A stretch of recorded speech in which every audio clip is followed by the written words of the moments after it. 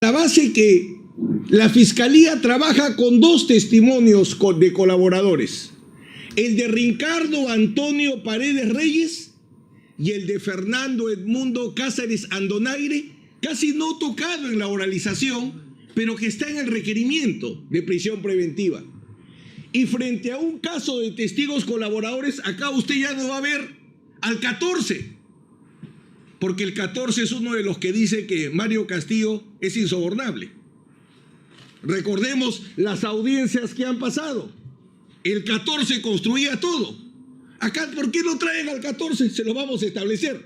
Acá siguen siendo testigos colaboradores, pero ojo, con nombre y apellido, lo cual también analizaré en su momento. Ricardo Antonio Paredes Reyes y Fernando Edmundo Cáceres Andonaire.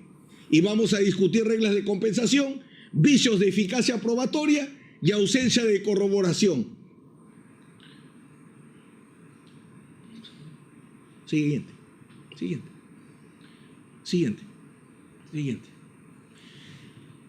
Vamos, ya lo que no vamos a repetir, para aprovechar el máximo el tiempo en lo que el señor juez ha indicado. Señor juez, Ricardo Paredes Reyes y Fernando Cáceres Andonaire, si usted se fija en el requerimiento, no se señala que son testigos colaboradores. Y esa es una gruesa omisión. Y no se señala explícitamente.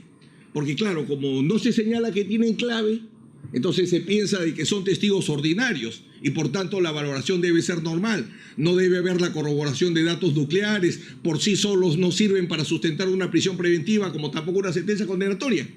Pero, mire usted, cuando sale no formalizar, esta es la disposición de no formalización ni continuación de la investigación preparatoria, por causa de extinción sustentada en la renuncia de acción penal como consecuencia de la suscripción de un acuerdo de cumplimiento de la sentencia de homologación de colaboración eficaz de la empresa Odebrecht, declaran y se archiva Ricardo Paredes Reyes y Fernando Cáceres Andonaire. Ergo, procesalmente son testigos colaboradores y por tanto las reglas de corroboración aplican perfectamente a ellos, a pesar que el fiscal no lo reconoce expresamente. Y por tanto nos vamos a encontrar que todo el mundo de corroboración que trae la Fiscalía, en el caso de Mario Castillo Freire, al igual que con Richard Martin Tirado, nos obliga a hacer recordar que el tema de prueba nuclear, lo que se tiene que corroborar es la prueba esencial basada en dos testigos colaboradores. En dos testigos colaboradores y en el monto excesivo de honorarios arbitrales. Esa es la sustentación de la sospecha grave, fuerte o vehemente. Dos testigos colaboradores y honorarios arbitrales excesivamente altos, injustificadamente altos. Todo lo demás, como le voy a demostrar, no corrobora el dato nuclear para nada. Por eso es vital que usted distinga si la Fiscalía trabaja con testigos colaboradores o con testigos ordinarios. Sobre el pago de sobornos indirectos, acá ya no hablamos del soborno indirecto, acá ya no es canepa en efectivo, pagando, sacando de jure de jure, no, acá es los sobornos indirectos a través de los honorarios excesivos. Los dos testigos colaboradores que le señalo, Ricardo Antonio Paredes Reyes, Fernando Edmundo Cáceres Andonaire, y esto agrega a la Fiscalía recién en la formalización de investigación preparatoria y jamás en una disposición de investigación preliminar. Sí debo reconocer en las diligencias preliminares, pero no en disposición. Nunca se fijó como tema oficial de investigación, pero agrega gestiones de Horacio Canepa Torre a través de Lourdes Flores para lograr que el árbitro Mario Castillo Freire laude a favor de Odebrecht, y del saque un problema lógico, señor juez. O lo sobornaron con honorarios excesivos. ¿Por qué laudó criminalmente Mario Castillo Freire? ¿Porque lo coimearon? ¿O porque fue su amigo y dijo, hermano, sírveme? Porque son dos temas completamente distintos.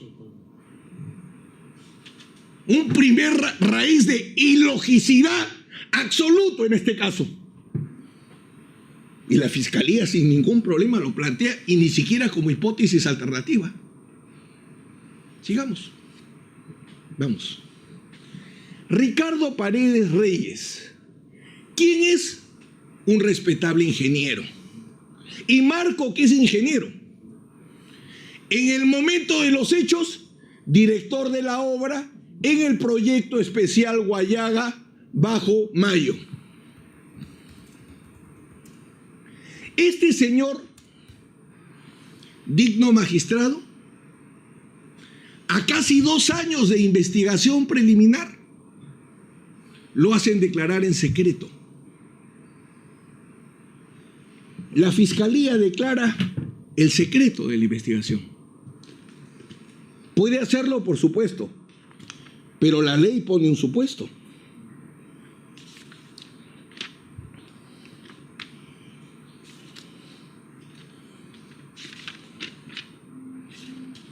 Dice textualmente: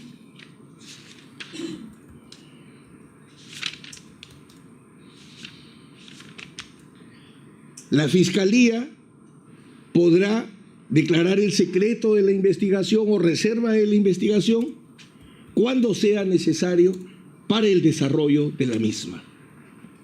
Cuando haya una necesidad.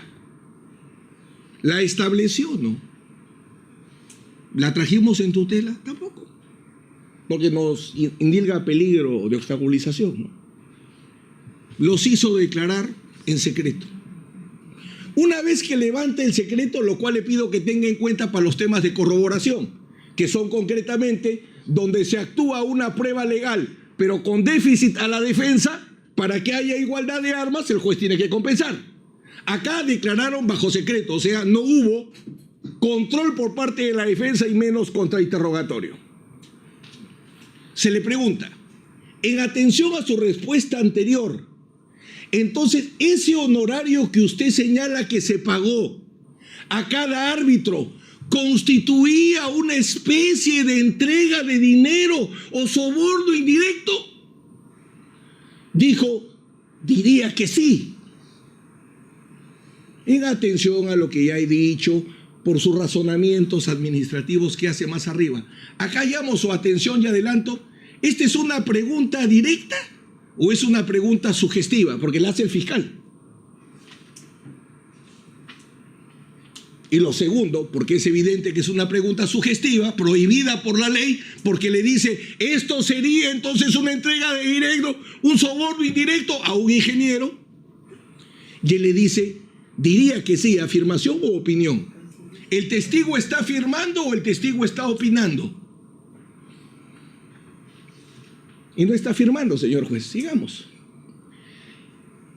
En atención a su respuesta anterior, entonces, vuelve a insistir el fiscal. Perdón, es el otro testigo, Fernando Cáceres Andonaire, el segundo, que ahora el señor fiscal lo ha calificado como el brazo derecho del anterior. Este ingeniero también se le pregunta, en atención a su respuesta anterior, entonces, ese honorario que usted señala que se pagó a cada árbitro constituiría una especie de entrega de dinero, soborno indirecto. Ahora entiendo por qué el fiscal quería preguntar solo. No me dejará mentir el doctor que no le gustan las oposiciones. Es más, discuten el derecho de la defensa a formular oposiciones o objeciones a las preguntas. Y no me dejará mentir porque honesto es. Yo creo que está profundamente equivocado, pero no discuto su honestidad. Esa pregunta, y vuelve a decir, podría decirse que sí. Podría. Claro que sí. Nuevamente, señor juez, ¿sería una opinión o sería una afirmación? Y por ganar el tiempo solo le dejo resaltado porque usted tiene las actas para que pueda leerlas completas. Mire usted, si este acto hago entrega un cuadro resumen con los honorarios del tribunal, donde se indica la resolución correspondiente con número y fechas, así como las resoluciones a su vez se anexan algunas facturas, también adjunto algunas cartas. ¿De dónde saldría lo del soborno indirecto? Para que diga podría, claro que sí. Siguiente.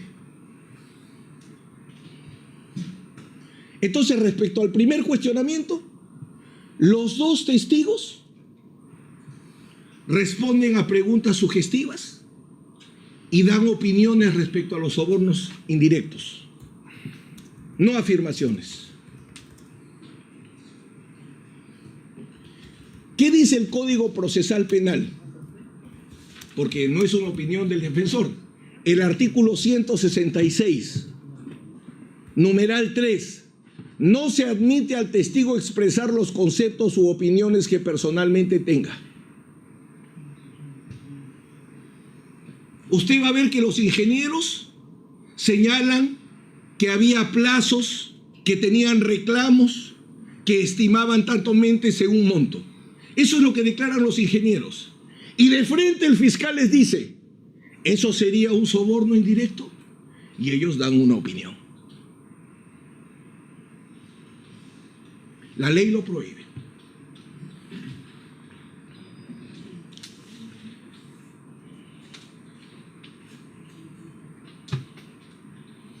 ¿Qué utiliza la Fiscalía para corroborar?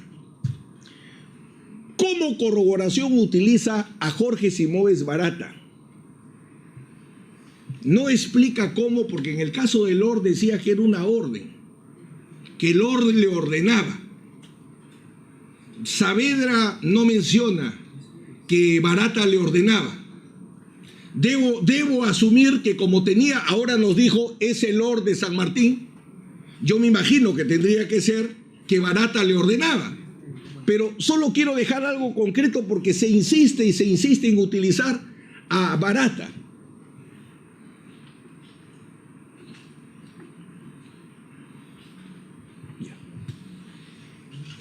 Voy a comenzar con la corroboración, señor juez. Primero, el 14 de 2017. El 14 de 2017, señor juez, nunca ha señalado a Mario Castillo Freire como receptor de sobornos directos o indirectos. O sea, jamás el colaborador 14 de 2017, ni en la primera ni en la segunda declaración, menciona a Mario Castillo Freire. Por eso es que el fiscal no lo utiliza como prueba. Sin embargo, por su necesidad termina utilizándolo como corroborador.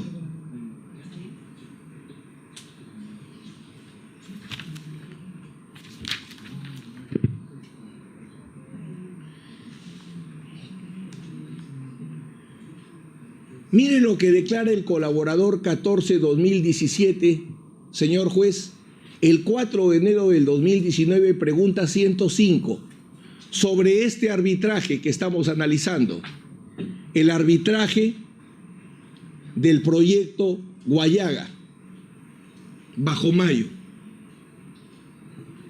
Dice textualmente que Canepa, porque está hablando el colaborador 14-2017 sobre lo que hizo Canepa, dice, el dinero, permítame resumir de frente, corresponde a una asesoría legal que Horacio Canepa hizo para verificar los documentos legales presentados al arbitraje de la carretera Sisa-Cunumbique-Zapatero, en especial todo lo relacionado a la nulidad. Servicio prestado fue el tema legal, luego del laudo parcial sobre el proceso de nulidad ante el Poder Judicial. O sea que el colaborador 14 no dice que Mario Castillo Freire haya recibido algún soborno directo o indirecto, no lo menciona. Pero además dice que lo que Odebrecht le pagó a Canepa fue un pago por un trabajo de abogacía legal, señor juez. Entonces, ¿cómo podría ser una prueba de corroboración de un caso de soborno?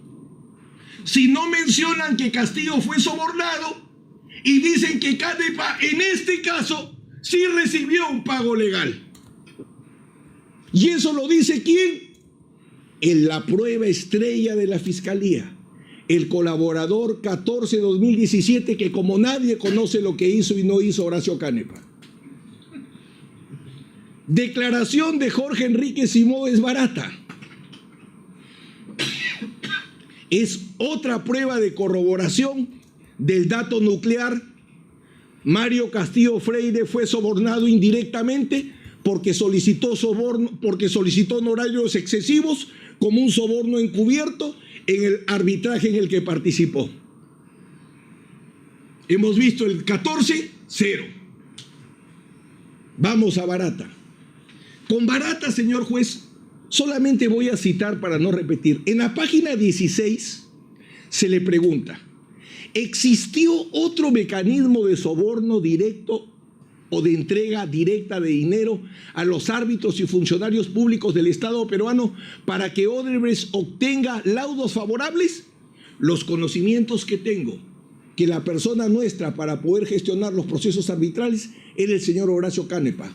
Lo que hacía con los recursos, cómo lo aplicaba, si tenía otros socios en el proceso, si tenía otras personas a quienes les transfería parte de ese dinero, es de completo desconocimiento nuestro. Página 16. Pero como ayer me quedé con la 16 o antes de ayer, perdón, y el doctor Juárez insistía, y con él hemos estado en Brasil, le hago recordar la página 31 y 32.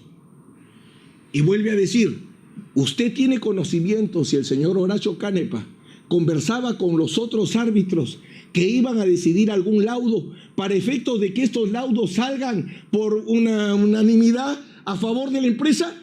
Sí, hacía parte de los comités como usted, o sí era uno de los árbitros que estaba juzgando, ¿no? Entiendo que sí.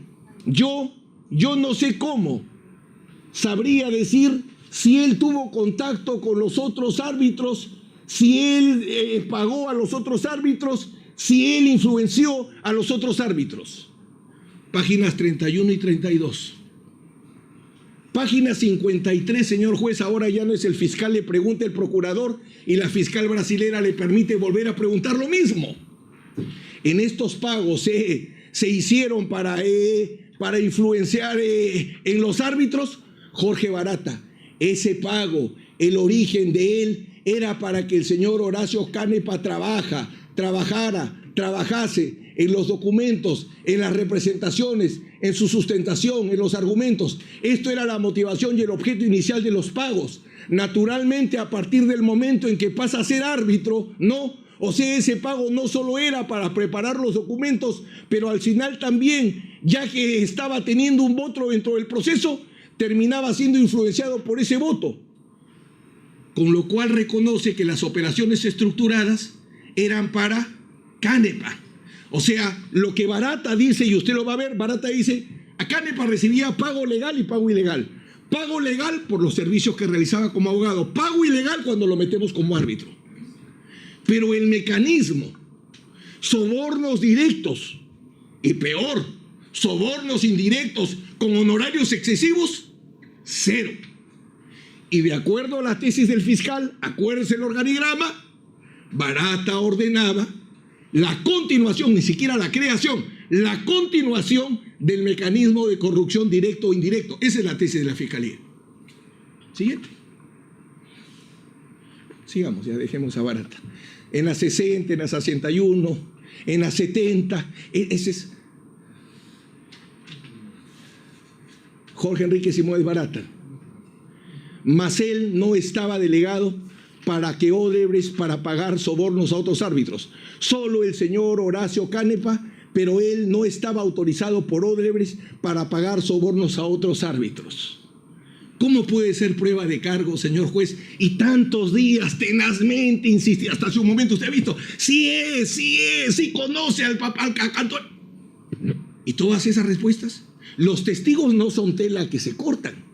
Principio de indivisibilidad, hay que empezar a trabajar con derecho. La prueba testifical se puede dividir, le creo en esta parte el testigo dice la verdad y en esta parte es mentiroso. Si es mentiroso ya no se le cree.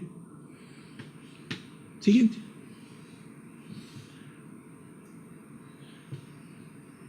Rita Sabroso, la secretaria, no la menciono, el fiscal la menciona. Héctor García Briones, ¿quién es? El gerente de Caral, porque Odebrecht, señor juez, Odebrecht no litiga directamente en el arbitraje.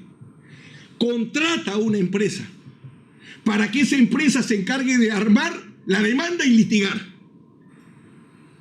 como que Odebrecht contratara en vez de contratar a un estudio, Odebrecht contrató a Caral. Y la cabeza de Caral era un ingeniero, Héctor García Briones, por cierto había abogados también.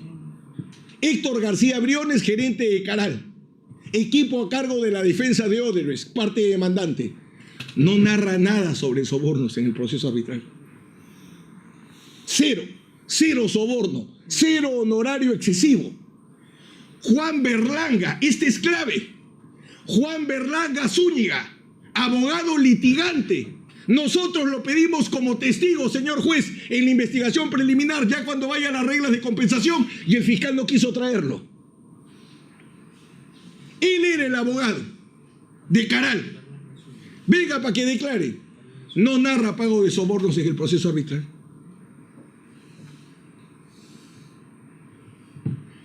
A Ricardo Paredes Reyes, esto es importante, en la pregunta 42, secreta, sin defensa, narra que Mario Castillo Freire se le debía convencer como perito altamente capacitado. Mire usted lo que dice, señor juez, textualmente. Como no lograron ponerse de acuerdo para escoger al presidente del tribunal, tuvieron que acudir al OCSE. El OCSE designa como presidente a Mario Castillo. Acá no lo visitó, no lo eligió ni el gobierno regional, ni lo eligió Odebrecht. Lo elige OCSE. Y mire, señor juez, lo que dice. El testigo estrella de la Fiscalía para este caso, Paredes Reyes. Debo manifestar que el señor García Briones manifestó que ese árbitro Castillo o dio a entender que tenía tendencia a fallar a favor del Estado y que tendríamos que contratar una pericia de parte de un ingeniero reconocido y de preferencia de su propia universidad, o sea, la PUC. Señor juez, ¿está hablando de un de un corrupto? Si le dice, este es un árbitro que falla a favor del Estado, 2 veces había laudado contra Odebrecht, y para convencerlo no le dice, hay que darle platita, búscate un amiguito, hay que traer a un perito, y mire lo que dice, a un perito de parte, un ingeniero reconocido, porque el perito que tantas veces ha ninguneado el fiscal es el perito más competente en el Perú sobre peritajes en materia de ingeniería.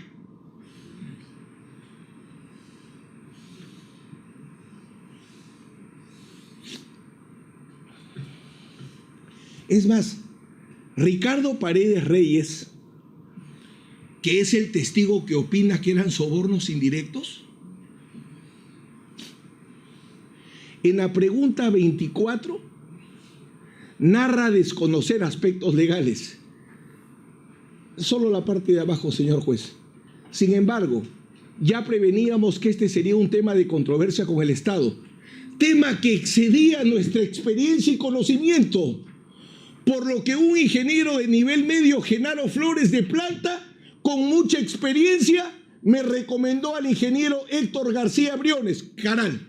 O sea, el testigo que la Fiscalía utiliza para que opine que son sobornos indirectos, los pagados como honorarios a un árbitro, dice que no tiene experiencia como árbitro y que le pide consejo a otro colega para que le diga qué hacen en el arbitraje.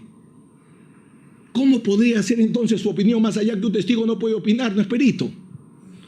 Pero no solo su opinión es ilegal, sino que no tiene sustento porque el mismo testigo dice que no tiene experiencia en arbitrajes. Entonces, ¿qué vas a ver de sobornos directos o indirectos o poder calificar los honorarios de un árbitro, señor juez? Que ya hemos visto es bastante complejo. Un ingeniero que se reconoce inexperto en arbitrajes, ¿va a poder calificar la acumulación de pretensiones, que es el otro punto que vamos a ver? ¿O si el monto es excesivo o no? Si él mismo dice que no sabe nada de arbitrajes. Siguiente.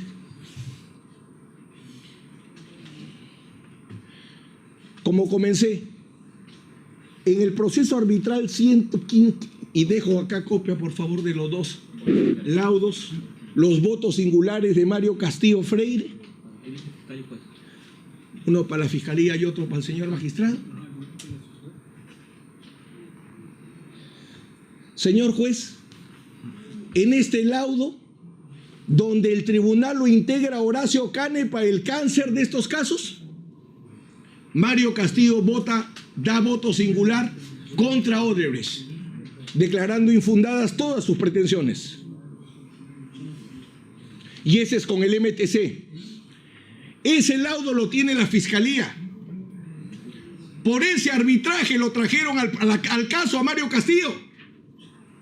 Porque el caso, si usted ve, la primera disposición de investigación preliminar era Odebrecht corrupto con el MTC Provías. Por eso nosotros vamos y preguntamos, ¿pero por qué nosotros si acá están los dos votos en contra? Y en vez de decirnos que nos vayamos, aparece este del gobierno regional que vamos a ver luego.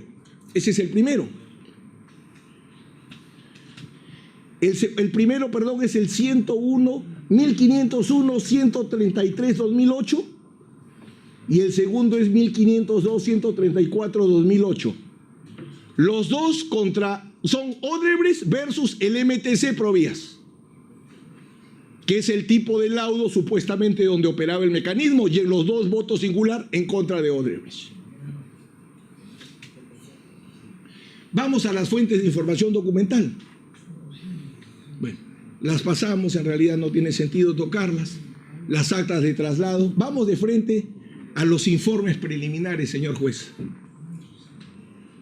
El informe preliminar 01-2019, que es elaborado por el experto en contrataciones, así se le pone, Eric Saavedra Chávez.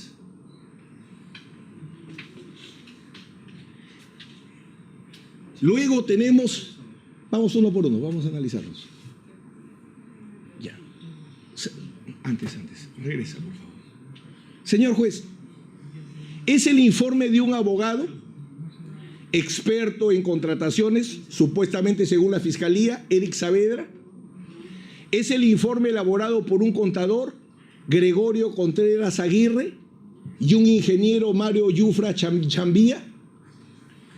Y es el informe también elaborado por un contador y el mismo ingeniero. O sea, tenemos el informe de un abogado, el informe de un contador y el informe de un ingeniero para explicar qué cosa, lo que sigue a continuación. Señor juez, el fiscal hace un momento dijo que él no tenía que recurrir a peritajes. Bueno, y es su libertad si decide no recurrir a un peritaje. Pero el problema es que la ley señala lo siguiente, que si se va a trabajar con información que proviene de un procedimiento de colaboración eficaz, esa información tiene que ser llevada al proceso penal. Y nos habla de informes, dictámenes periciales y diligencias objetivas e irreproducibles. Primera alternativa que tuvo el fiscal para convocar peritos para discutir los arbitrajes en lo que podía, vamos a ver en un momento, o este tema de los honorarios, qué cálculos aplicaban o no, pudo haberlo hecho en el proceso de colaboración eficaz y nadie hubiera sabido. Y la ley le permitía trasladar esa pericia. ¿Lo hizo o no? No lo hizo. Recién en la formalización de investigación preparatoria, el fiscal está decidiendo hacer peritajes. Nosotros le dijimos para hacer peritajes, le comunicamos que teníamos perito de parte, nos pidió documentación contable, se la dimos. No tenía tiempo de hacer peritajes. Entonces, el tema que voy a reflexionar en un momento es si eso tiene un costo para saber si se puede abrir proceso con prisión preventiva o sin prisión preventiva. Si decido en una investigación preliminar de casi 3 años no hacer pericias y solo hago mis informes unilaterales, ¿qué pasa? Lo siguiente. Los informes policiales, preciso, señor juez, contables, no hablo de informes balísticos, no hablo de levantamiento de cadáveres, no hablo de informes criminalísticos. Los informes policiales contables, de ingeniería, incluso informes fiscales en arbitraje, no pueden formar sospecha fuerte, porque no son pericias. El señor fiscal decía hace un momento que como si fuese una discreción si un tema especializado lo puede trabajar él, es más, lo ha dicho con honestidad, con su área contable, o la ley ordena que los temas especializados, científicos, técnicos, se trabajan solo a través de pericias, donde se tiene que nombrar expertos.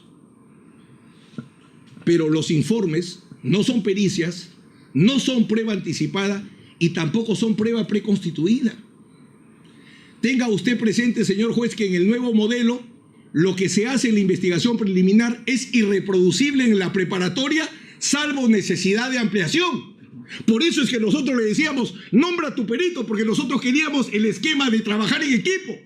Acá está nuestro perito, nombra a tu perito. No deseo trabajar peritos. Bueno, su libertad, pero tiene una consecuencia. Forme sospecha fuerte, sin peritos, respecto a hechos técnicos, científicos. Doctor, le resta menos de 10 minutos, 15 le concedo para que culmine. A ver, avancemos entonces. Sigamos. Señor juez, es que, mire usted, acá rápidamente, el abogado Eric Saavedra no está registrado en el OCSE. Lo estoy acompañando. El contador tampoco. Y para ser perito en materia arbitral, la ley exige que tienen que estar. O sea, ninguno de los tres profesionales que utiliza la Fiscalía están acreditados como registros en el OCSE. Y miren, voy a solo enunciar. Yo confío plenamente en usted. Voy a solamente enunciar. Mario Castillo Freire sí está registrado. A ver. Continúa. A ver. Letrados. Compórtense. Mario Castillo Freire sí está registrado en el OCSE, sí puede ser perito. Eric Saavedra Chávez, que es el abogado que utilizó, le traigo cosas muy interesantes, señor juez. En la convocatoria CAS para que trabaje para la Fiscalía le exigen solo 10 horas de especialización y menos de 2 años de experiencia.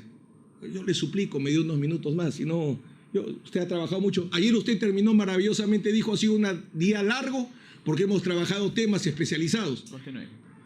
Entonces, este señor Eric Saavedra Chávez solo tuvo que acreditar 12 horas académicas para ser especialista en el Ministerio Público, porque ha destruido más de 20 arbitrajes. Se ha traído abajo a lo mejor del arbitraje peruano. Para ser contador, solo tuvo que acreditar 90 horas académicas el especialista del Ministerio Público.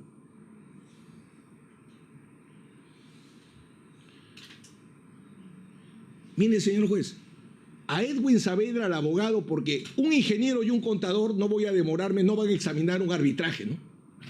No van a analizar las reglas de la prueba de oficio, porque acuérdense que los cuestionamientos son dos. ¿Por qué se acumuló?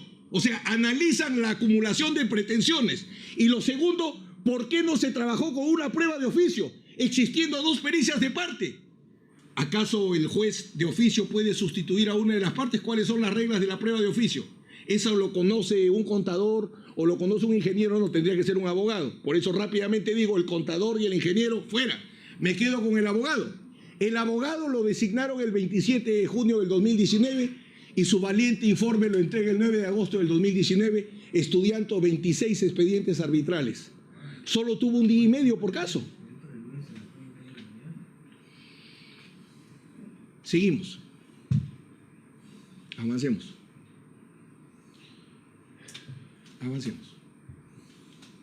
Avancemos. Sobre el monto de los honorarios.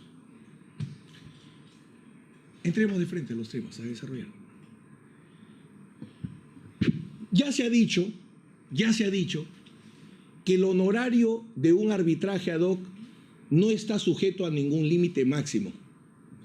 Y hasta ahora la Fiscalía no está convencida. Así que quisiera adicionar algunos razonamientos. Dale. En el acta de instalación que bien ha recordado el señor fiscal hace un momento, del 13 de junio de 2011, se dice: el tribunal arbitral, tomando en cuenta las materias controvertidas del proceso, fija como anticipo de honorarios netos de cada uno de los árbitros 150.000 soles.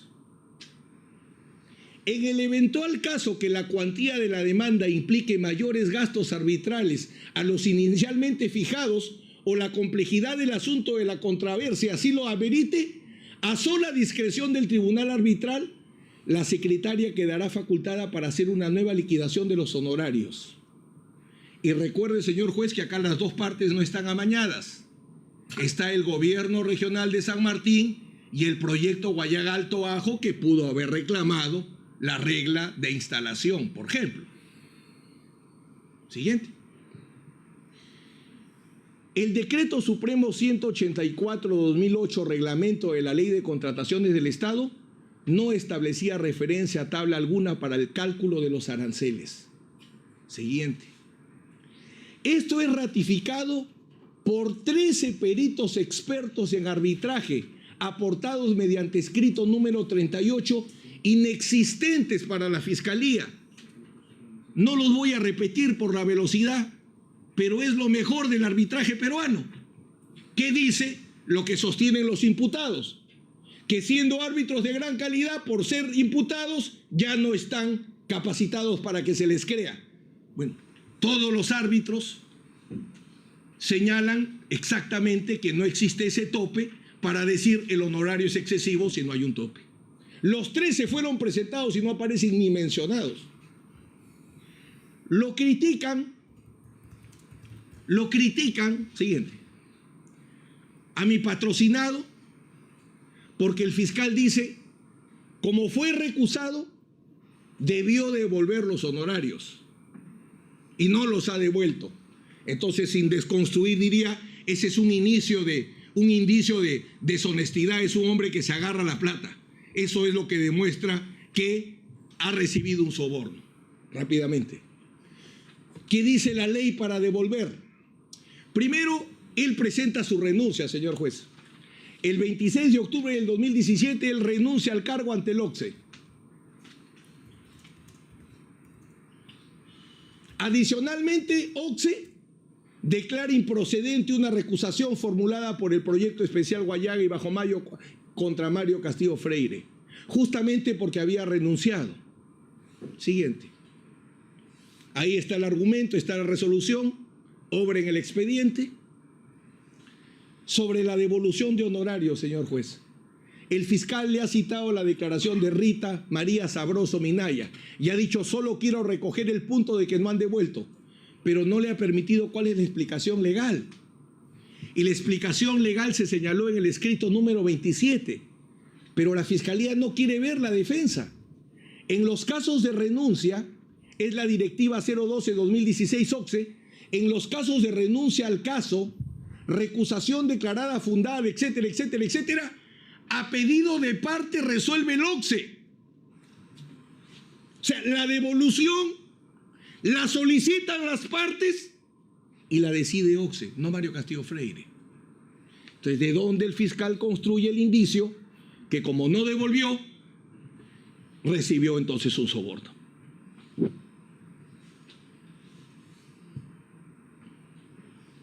Mario Castillo informó a las dos partes con cartas, se las hemos entregado al fiscal y las partes no han respondido hasta ahora. Les ha dicho, tiene que continuarse el proceso, mi renuncia ha sido aceptada, y hasta ahora ni Odebrecht, ni el gobierno regional y el proyecto especial responden ni muestran interés en seguir con el arbitraje.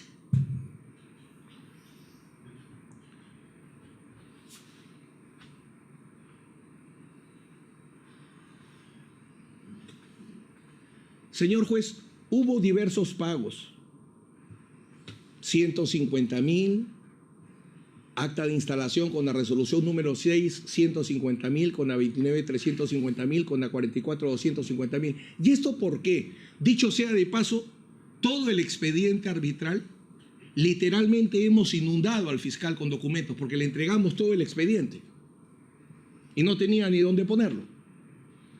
Todo el expediente arbitral ha sido entregado, completito, por nosotros, porque como administraba el estudio el arbitraje ad hoc, acá está, fiscal. ¿Qué es lo que quiero señalar? ¿Cuántas pretensiones? Mire usted, cuando recién se fije el adelanto, El arbitraje arranca con un pedido de arbitraje. Y en el pedido de arbitraje se señalaron solo dos pretensiones: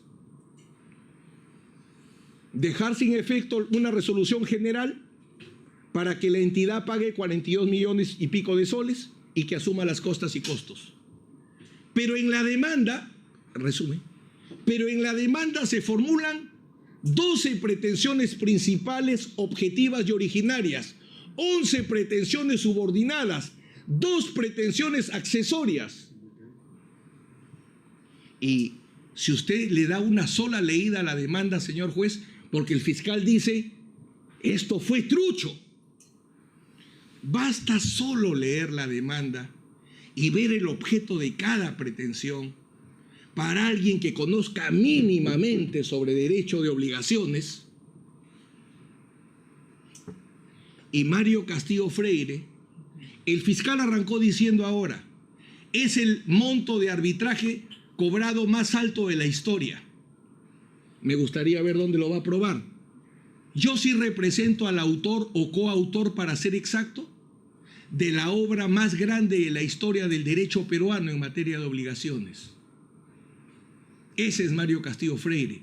Así que está en capacidad de entender qué cosa implica pretensiones principales, subordinadas, alternativas, derivadas de las obligaciones de las partes. Doctor, desarrolla peligro procesal. Yo lo voy a efectuar. Vamos al peligro procesal.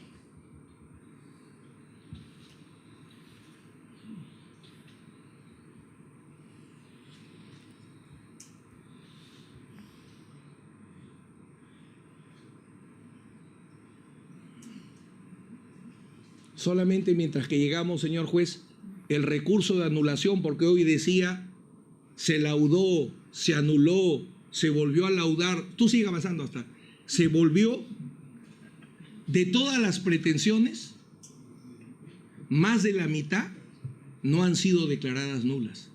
La mayor parte del laudo sigue viva. En mi PowerPoint tengo el número preciso de las fundadas, de las confirmadas, de las anuladas. Por eso es anulación parcial. Otra razón para saber cómo se va a devolver, quién va a liquidar que se devuelve. Pero mucha parte de ese laudo el Poder Judicial dijo es correcto, porque es anulación parcial. Ahora sí, vamos a los peligros. El fiscal habla de peligro procesal de fuga. Entremos a los criterios de frente. Él, sostiene que la insuficiencia del domicilio conocido y se basa en la resolución administrativa, ni toco el tema.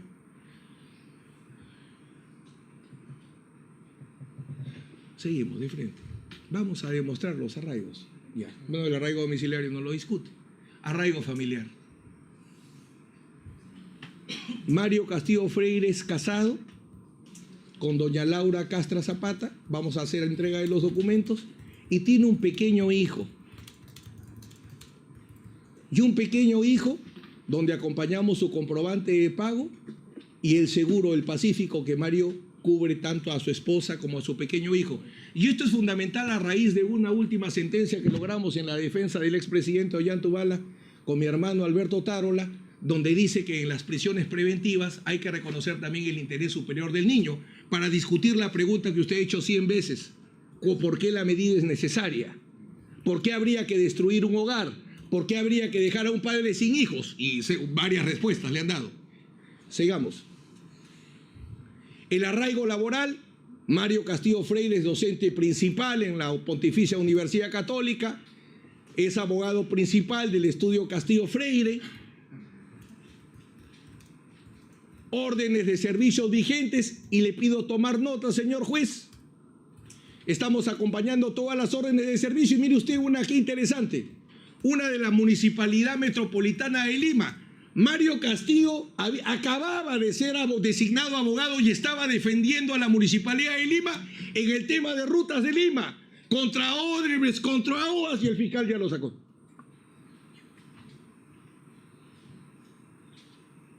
Vamos a ver qué le va a significar, como puede ser reemplazado seguramente por 500 abogados igualitos, como sobran los abogados como él acá en Lima. Entonces, sigue trabajando para el Estado. Facilidades para abondar al país, veamos de frente.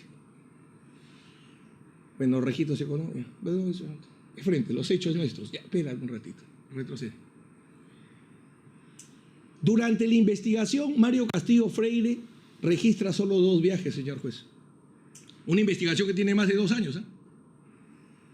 Pero prácticamente se aisló, se autoaisló. Del 3 al 9 de octubre del 2018 a Buenos Aires para hacer de lo que vive, de la enseñanza. Por velocidad, señor juez, y por respeto, ponme el cuadro de producción nomás, denme un segundito nomás, con el respeto de los colegas árbitros acá, pero árbitro Castillo, los libros. Va a retroceder, dijo, solo un ratitito, un segundo. Porque se ha dicho que como no tenía una constancia, ¿recuerda usted lo que dice? No, las conferencias no. Sí. 37 constancias en especializaje, arbitraje, contratación del Estado diversa, todo lo estamos haciendo entrega, y autor de 74 libros de arbitraje, no porque sea mi amigo, el mejor árbitro de este país. Y uno de los indicios es que como no tiene un curso, ergo es un incompetente y no puede ser perito. O sea, laudó contra Odebrecht, es de lo más competente en el arbitraje peruano, y todos los testigos de cargo dicen que es insobornable. Señor juez, un punto que le suplico me permita avanzar. Recuerde que acá me están agregando que él es, disculpe que haga una interrupción, finalmente acá no es soborno, sino le decían en la mañana que Lourdes Flores ha hecho gestiones porque Canepa le pide que las haga. El 014, que conoce lo que hizo Canepa, dice que nunca hubo ninguna gestión. No habla de ninguna gestión. Y Lourdes Flores, señor juez, ha declarado, y en la parte pertinente que establezco, dice lo siguiente: al inicio de la diligencia usted me acaba de informar que me ha traído como testigo para hablar si yo he tenido alguna influencia sobre Mario Castillo Freire. Usted no me ha hecho preguntas sobre ese tema, así que yo le quiero señalar, jamás hice gestiones. Luego presenta un escrito Lourdes Flores donde dice, quiero ampliar. Y cuando nosotros nos enteramos, presentamos un escrito y le decimos que se amplíe. Nunca se hizo.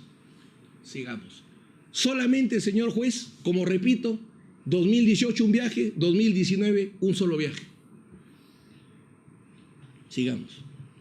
El comportamiento, porque habla del comportamiento. Señor juez, habla el señor fiscal de un acta de inconcurrencia. En el escrito se había equivocado en el requerimiento y había puesto 2, pero eran la misma. Habla del acta de inconcurrencia del 5 de marzo del 2019, por la cual Mario Castillo no habría declarado. Acabamos de presentar lo siguiente. Con escrito 9 del 1 de marzo se solicitó la reprogramación en razón del derecho a la preparación, tiempo para preparar la defensa. El acta de concurrencia, mire, en eso es correcto el señor fiscal, por eso no discuto su honestidad, no pone de inconcurrencia, mire, pone acta de concurrencia a pesar que no había ido, no sé si es un tema de inconsciencia, porque el 5 de marzo del 2019 dice, dicha diligencia no se lleva a cabo en razón a que el referido investigado presentó su escrito el 1/3 del 19 solicitando reprogramación de su declaración. Y en la providencia 427, el fiscal dice, cumple con justificar la inasistencia de su patrocinado a su declaración programada. Teoría de los actos propios. Si justifica la inasistencia, ¿cómo va a ser peligro procesal? La inasistencia por el mismo fiscal. Justificación y peligro procesal. Regla de los actos propios. El mismo hecho no puede tener significados contrarios.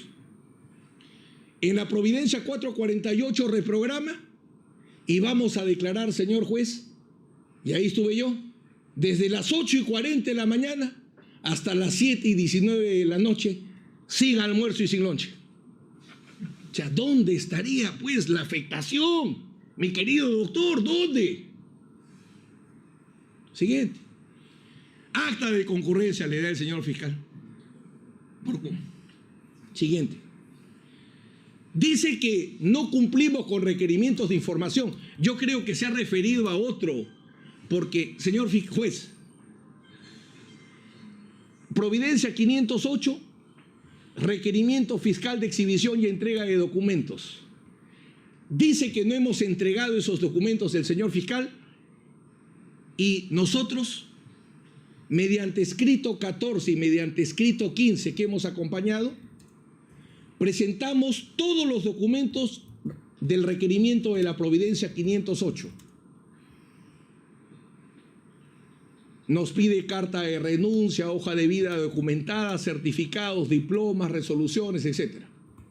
Todo lo entregamos con escrito 14 y escrito 15.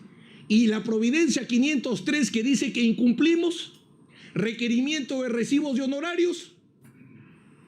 Ese requerimiento ya se ha explicado largamente que fue dirigido a las instituciones y no a Mario Castillo. Culmine, abogado. Sí, avancemos. Estamos acompañando todos los actos de defensa que hemos hecho. Hemos presentado 25 escritos aportando información a lo largo de la investigación preliminar. 17,000 folios hemos entregado y 20 tomos de todo el expediente arbitral ad hoc. Entonces, ¿qué peligro de conducta procesal podríamos tener, señor juez? El señor fiscal en el requerimiento, y con esto termino, él solo nos plantea peligro de fuga, pero hoy ha hablado de peligro procesal y da a entender como si nos atribuyera también peligro de obstaculización, el cual rechazamos por los mismos argumentos que hemos dado respecto al comportamiento procesal. Sobre la proporcionalidad, no ha explicado la necesidad, señor juez. No ha explicado la necesidad. ¿Por qué debe darse prisión preventiva a Mario Castillo Freire? Si arbitró 2 veces contra Odebrecht, si todos los testigos de cargo dicen que no era sobornable, si dice por el costado como alternativa gestiones y Lourdes Flores dice no hay gestiones, el colaborador 14 dice que Canepa no hizo gestiones. Ya ha presentado más de 20,000 hojas, señor juez. Ya lo manifestó. Entonces, lo que nosotros solicitamos en este caso es que, en aplicación del artículo 271, inciso 4, se declare infundado el requerimiento de prisión preventiva y se le dé una comparecencia simple. Y permítame terminar con esto, señor juez. En este mismo tribunal, cuando defendía a otro colega, Aurelio Pastor Valdivieso, se conculcaba el libre ejercicio de la abogacía y tuvo que ir hasta la Corte Suprema para establecerse que el libre ejercicio de la abogacía no puede ser afectado, como lo dicen centenares de defensas de abogados por procesos por terrorismo, donde por defender personas los confundían con terroristas. Hoy los árbitros, por ejercer legítimamente su profesión de abogados como árbitros, son criminalizados y hoy pretenden ser presos con un requerimiento que no tiene las bases constitucionales y legales señaladas. Por eso solicitamos que se desampare y que se dé solo una comparecencia simple. Señor fiscal, ¿va a hacer uso de la réplica? Sí, señor juez. Lo escucho. Muchísimas gracias. Señor juez, si le contamos la película del Guasón, que es un angelito que tiene un querubín y que incluso le ponemos una música de cuna, al Guasón lo vamos a hacer aparecer como un ángel. Pero la película no hay que contarle con un argumento lleno de galimatías. La película hay que contarlo como se soporta en la documentación. Y el Ministerio Público le ha traído a usted un caso muy fuerte. Y en este caso no es una invención. En este caso, señor juez, los mismos directivos de Odebrecht que participaron en este proceso arbitral contaminado son los que han señalado que el honorario encubierto ha sido 1 millón por cada árbitro y eso le facilitaba el interés que tenía Odebrecht. Hoy esa carretera Sisa-Cuñumbuque, de esa gente, de esa población, señor juez, es una carretera que ni siquiera tiene las condiciones viables para que pueda transitar, y la población de ese sector de Sisa, Cuñumbuque, Zapatero no se beneficia. Vea usted los reportajes que está en YouTube y miremos el descontento social que tiene la gente. Dice, con esos arbitrajes de la historia, con unos arbitrajes que son los mejores arbitrajes peruanos. Señor, ha señalado la defensa técnica. Me voy a ir a los puntos fundamentales, porque lo demás no voy a rebatir, porque es irrebatible, porque se sostiene con la documentación que ha presentado el Ministerio Público. Ha señalado, y siempre, señor juez, voy a decir que cuando se hace una argumentación sofista, se trata de confundir, se trata de llamar a error. Ha señalado que Ricardo Antonio Paredes Reyes y Fernando Cáceres Andonaire, cuando vinieron a declarar al Ministerio Público, vinieron como testigos y que nosotros le hemos tomado su declaración en reserva. Falso de toda falsedad, señor juez.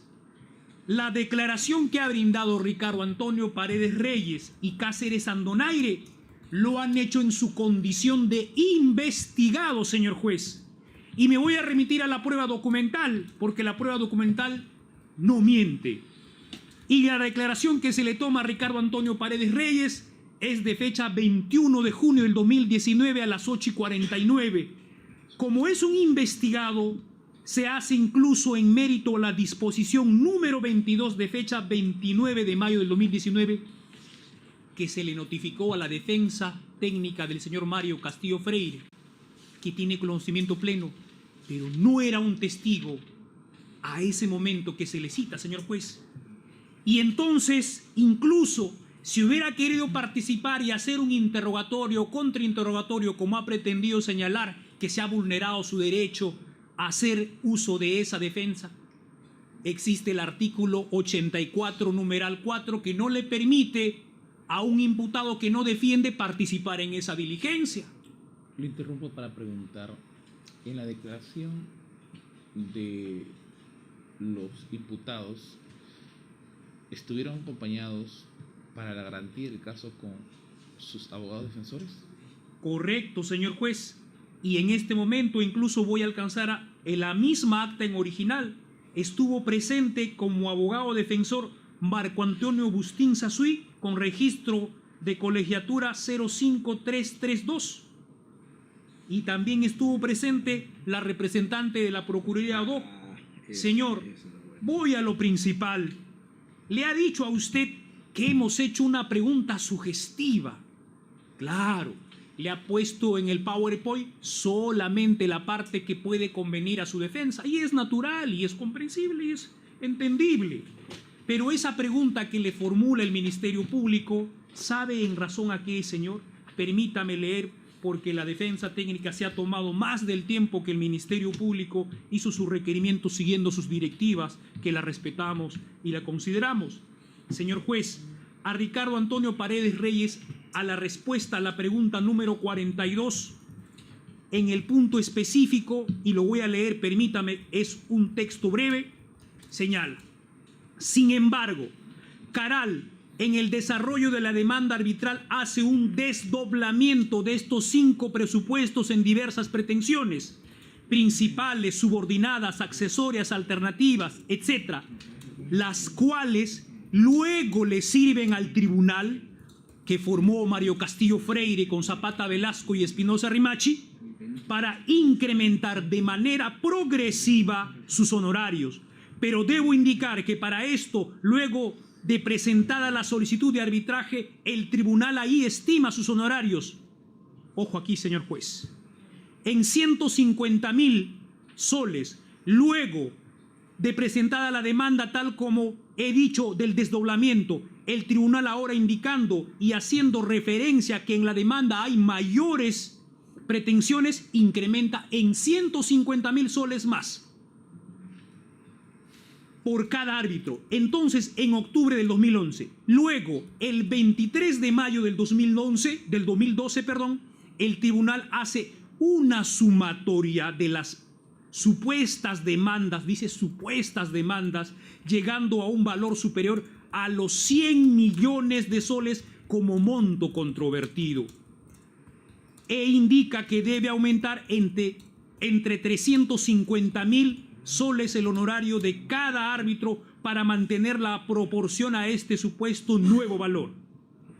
Señor, en la siguiente pregunta, a la respuesta número 43, se le pregunta respecto al proceso arbitral de Sisa Cuñumbuque, ¿cómo fue el pago de los honorarios? Y ahí precisa fundamentalmente, con respecto al pago de los honorarios, el tribunal arbitral emitía resoluciones indicando los nuevos montos de los honorarios arbitrales, indicando además que debían ser pagados 50% por cada una de las partes. Pero dice ahí, sin embargo, recuerdo que el proyecto especial Guayaga manifestaba su decisión de no pagar, porque el Estado peruano no tiene plata, señor juez. Hay mucha gente que se muere por la zona del Amazonas, señor juez. No tiene ni siquiera para vivir. Pero por supuesto, y mire usted lo que dice incluso el declarante, a la posición de la empresa motivada, se refiere a Odebrecht, por la premura de Odebrecht de un laudo antes de fin de año y el compromiso de la buena gestión, entre comillas, del señor Canepa, decidimos hacer la subrogación y pagar la totalidad de los honorarios, que ascendieron a 1 millón de soles por cada árbitro y medio millón de soles para la secretaria del tribunal, Rita Sabroso Minaya, que trabaja con el señor Mario Castillo Freire. Y en atención a eso, señor juez, y no le inducimos a error, pregunta 44, se hace una pregunta de inferencia y se es la siguiente: en atención a su respuesta anterior, entonces ese honorario, nos referimos al honorario de 1 millón que usted señala que se pagó a cada árbitro, ¿constituía una especie de entrega de dinero o soborno indirecto? Dijo, diría que sí, en atención a lo que ya he dicho. ¿A qué? Solo a no, a lo anterior que ha narrado, señor juez. En ese mismo sentido, honorable señor juez, Fernando Edmundo Cáceres Andonaire, al prestar su declaración como investigado en este proceso penal, el 26 de junio del 2019, a las 9 horas, acompañado con su abogado Marco Antonio Bustín Sasuí, con su registro CAL 05332, narra en las mismas líneas que ha señalado el señor Ricardo Antonio Paredes Reyes. Señor, si fuera por nosotros, por la Fiscalía, estas personas también estarían bajo las rejas ya hace rato. Pero nosotros somos respetuosos de los acuerdos que se celebran. A ver, un momento. Voy a pedir que las declaraciones del cual se ha calificado bajo un soporte de preguntas sugestivas, bajo la postura que usted desarrolla, me puedan ser alcanzadas para que puedan ser evaluadas en su total contexto. ¿Cómo no, señor? Muy bien, entonces sí, solamente indicarle que en el requerimiento por escrito y los anexos también está. Si usted gusta, en este momento le entregamos, señor juez. Continúe. Sí, muchísimas gracias. Señor.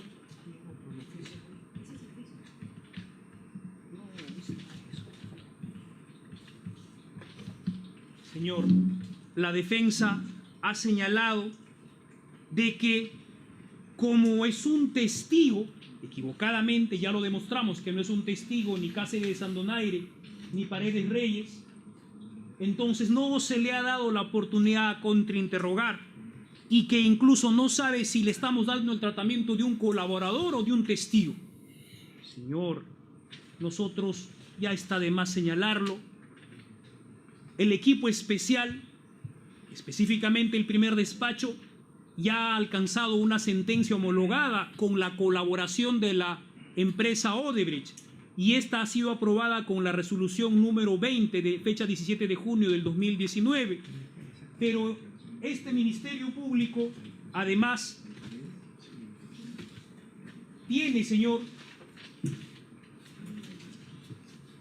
y está expresada en la disposición de formalización de la investigación preparatoria tiene, señor juez, un acuerdo celebrado en un acta para que en el caso de los arbitrajes, que son sobre los 26 procesos en las que Odebrecht reconoce que ha habido sobornos y ha admitido responsabilidad y culpabilidad.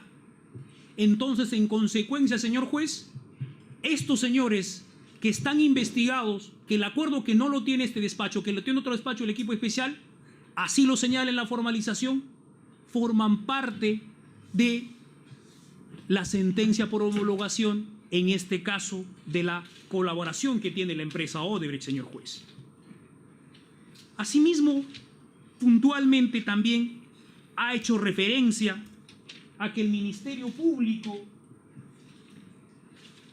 le ha negado su posibilidad de ejercer su derecho de defensa cuando Martín Castillo Freire ha pedido que venga a declarar Juan Berlanga Zúñiga, y que le hemos negado que él hubiera podido aportar. Lo decimos con mucho respeto, pero parece que no ha leído toda la carpeta fiscal, señor. El señor Juan Manuel Berlanga Zúñiga, en fecha 7 de diciembre del 2018, ha venido a declarar en condición de testigo, señor. Y su testimonio, obviamente, no solamente ha sido en negación, y a esa declaración testimonial previamente se le ha notificado al señor Mario Castillo Freire a través de su defensa técnica que ellos no hayan ido a hacer el contradictorio.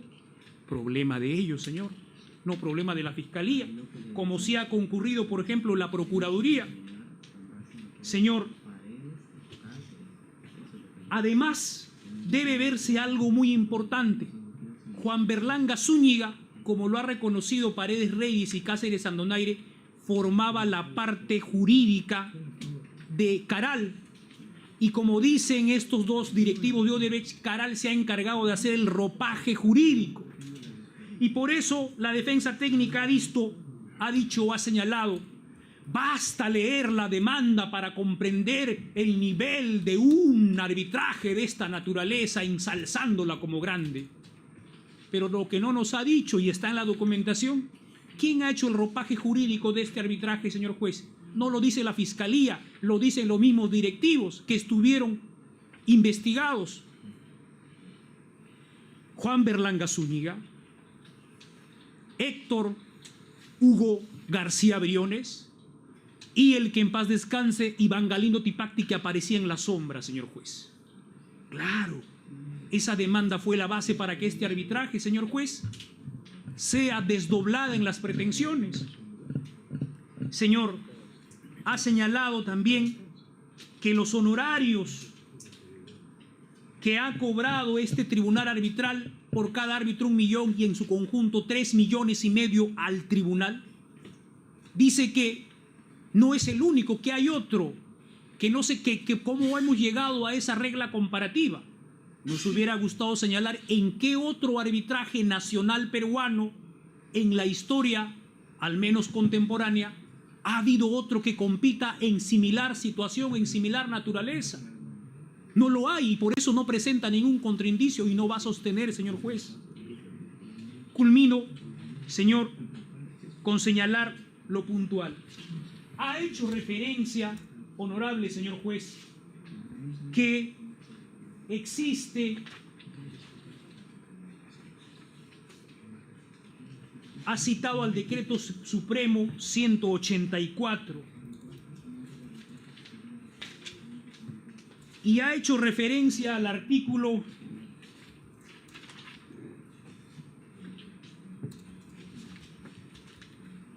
230. Sí, efectivamente regula, señor, el tema de los gastos arbitrales, pero no le ha leído la norma completa, el texto normativo completo, porque en el tercer párrafo, ¿sabe lo que señala, señor juez, cuando se tratan de procesos arbitrales ad hoc?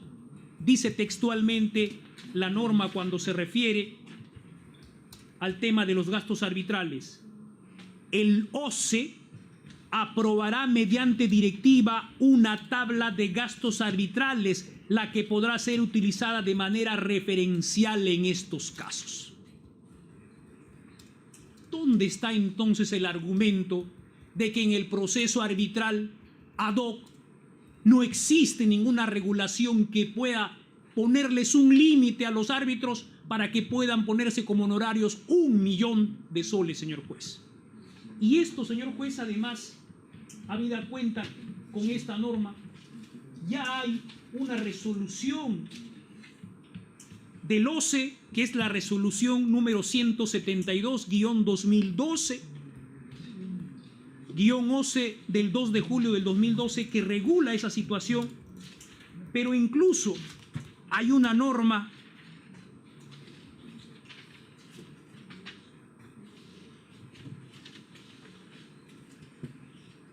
que tiene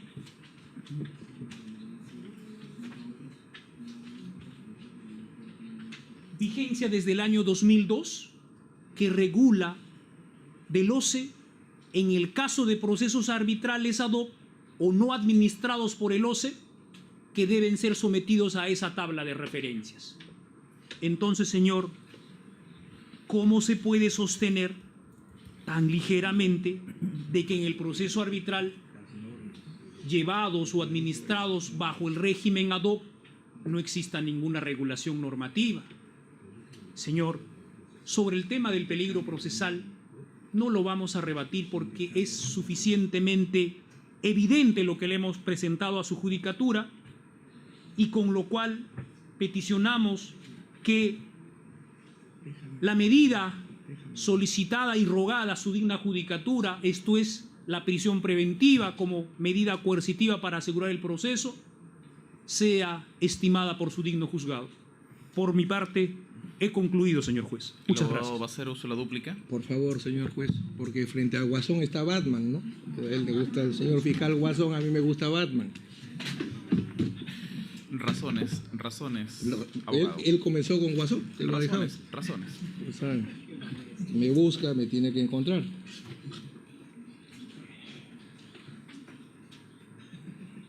La fiscalía miente, porque le ha dicho que los directivos de Odebrecht afirman que mi patrocinado ha solicitado un soborno encubierto a través de honorarios profesionales exorbitantes. ¿Qué directivo? Emplácelo, por favor. Segundo, ha mentido y le pido que me autorice mañana. Yo le voy a traer la resolución de reserva. Acaba de decir que es falso, que estas declaraciones se han dado bajo reserva.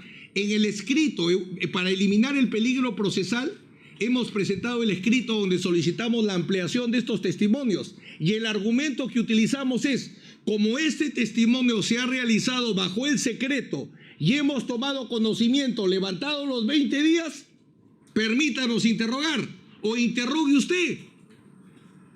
Está el escrito. Y mañana le traigo la resolución sin falta.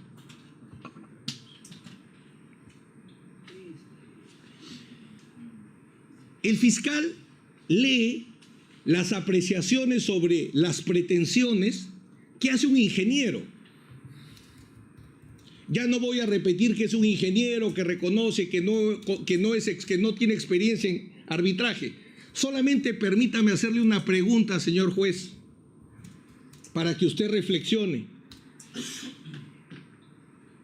El fiscal ha utilizado profesionales, un ingeniero, un contador y un abogado. El abogado supuestamente ha hecho un peritaje en arbitraje.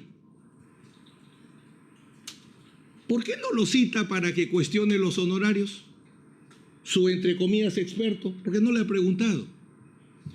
¿Por qué el fiscal no le pregunta a su experto en derecho arbitral que explique qué norma existe o qué norma aplica para el honorario de un árbitro?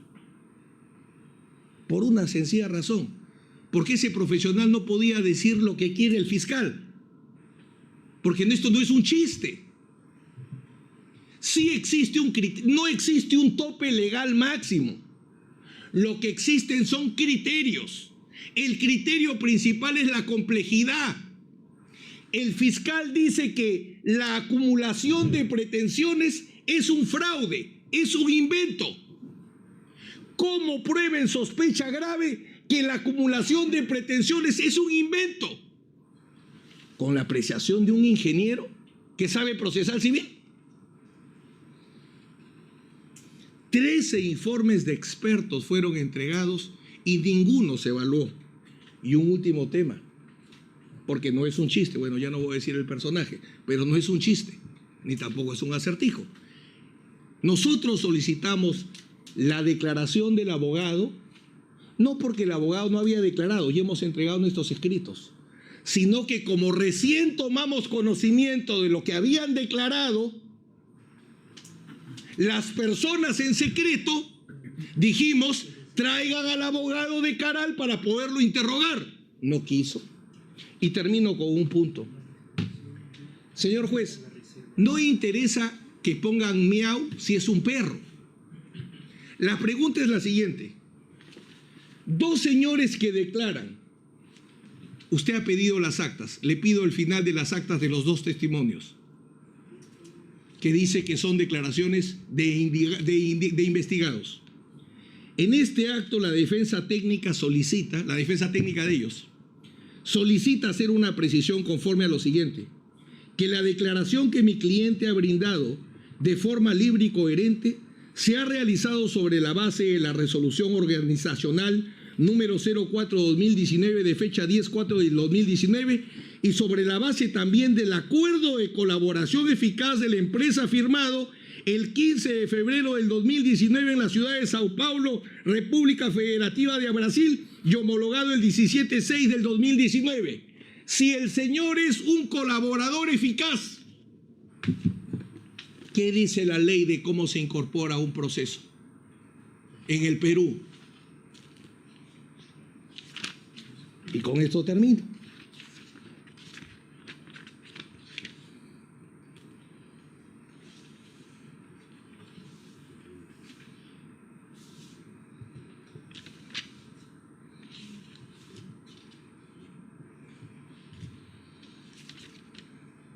Artículo 476. El fiscal incorpora al proceso cuando es un proceso de colaboración no terminado mediante el acta que utilizó en otro momento. Pero cuando es un acuerdo de colaboración terminado y en cuya ejecución se viene, se declara como testigo y por eso declaran con nombre y apellido. Y por eso permite la participación de la Procuraduría. Porque yo termino con esto. ¿Por qué el procurador podría intervenir y no el defensor? Si el procurador lo que va a perseguir está en la investigación preliminar, está preparando una acción civil. En la investigación preliminar, ¿qué prepara la defensa? Entonces, constitucionalmente, si el procurador puede intervenir, la defensa debe intervenir. Entonces, no es que sea un investigado. Es un testigo colaborador y teníamos derecho a intervenir, o por lo menos a que el fiscal lo interrogue.